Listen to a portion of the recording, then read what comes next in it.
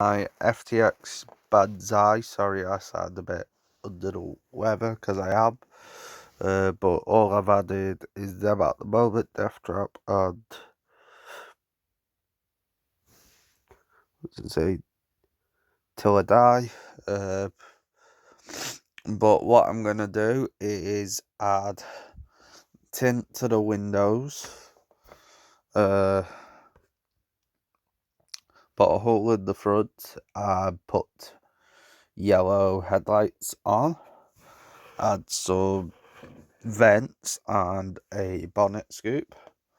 That's my fat shell. I'll show you my actual car and what I've done to it. So I've got some serious RC blue rims with the FTX tyres. I've put them on. I've got a Nissan R34 Nismo light blue, top blue wheels, full metal spoiler, well, aluminium, twin big bore exhausts. My mate helped me build this. I've got front blue lights. So yeah. Then I've converted it to a K370. Sorry, 7 something.